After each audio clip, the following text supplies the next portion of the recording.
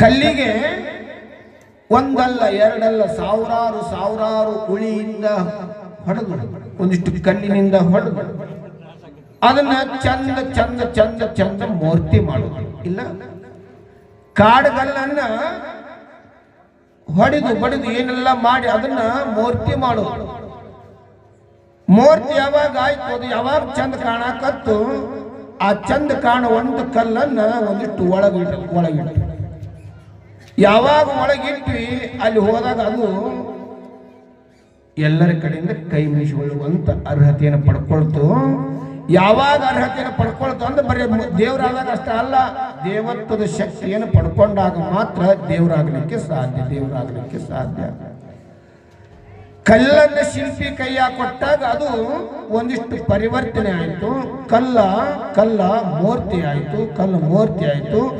ಗರ್ಭಗುಡಿ ಒಳಗಿಟ್ಟು ಮತ್ತೆ ಮೂರ್ತಿ ತಂದು ಗುಡಿಯಾಗಿಟ್ರೆ ಅದು ದೇವರಾಗ್ಲಿಕ್ಕೆ ಸಾಧ್ಯನೇ ಇಲ್ಲ. ಅದು ಯಾವಾಗ ದೇವ್ರಾಗ್ತದ ಅಂತಂದ್ರ ದೇವ್ರಾಗಬೇಕಾಗಿತ್ತಂದ್ರೆ ಅದಕ್ಕಿಂತ ದೊಡ್ಡ ದೇವರ ಕಡೆಯಿಂದ ಅದಕ್ಕೆ ಆಶೀರ್ವಾದ ಮಾಡಿಸಿದ್ರೆ ಅದು ದೇವರಾಗ.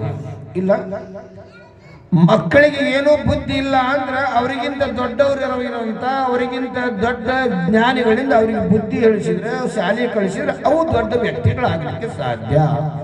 ಹಾಂಗ ಕಲ್ಲು ದೇವರಾಗಿರ್ತಕ್ಕಂಥ ಕಲ್ಲಿಗೆ ದೇವತ್ವದ ಶಕ್ತಿ ಬರಬೇಕಾಗಿತ್ತು ಅಂದ್ರೆ ದೇವರಿಗಿಂತ ದೊಡ್ಡ ದೇವರು ಅಂತಂದ್ರೆ ಅದುವೇ ಗುರು ಸ್ವರೂಪವಾಗಿರುವಂತ ಗುರು ಅಂತಾರೆ. ಅದಕ್ಕೆ ಗುರುಗಳನ್ನ ಪ್ರಾಣ ಪ್ರತಿಷ್ಠಾಪನೆ ಮಾಡಲಿಕ್ಕೆ ಅಂತ ಗುರುಗಳನ್ನ ಯಾಕೆ ಕರ್ಕೊಂಡು ಹೋಗ್ತಾರಂದ್ರೆ ಅವರ ಶಕ್ತಿಯ ಒಂದಿಷ್ಟು ಮಂತ್ರೋಪದೇಶದಿಂದ ಅಮೃತ ಹಸ್ತದಿಂದ ಅದಕ್ಕೆ ತಲೆ ಮ್ಯಾಗ ಕೈ ಇಟ್ಟು ಒಂದಿಷ್ಟು ಬಂಗಾರದ ಕಡ್ಡಿಯಿಂದ ಅದಕ್ಕೆ ಜೀವ ಕಳೆಯನ್ನು ತುಂಬಿ ಮಂತ್ರೋಪದೇಶ ಮಾಡಿ ಅದಕ್ಕೆ ಆಶೀರ್ವಾದ ಮಾಡಿದಾಗ ಕಲ್ಲು ದೇವರಾಗಿ ಪರಿಣಮಿಸ್ತದೆ.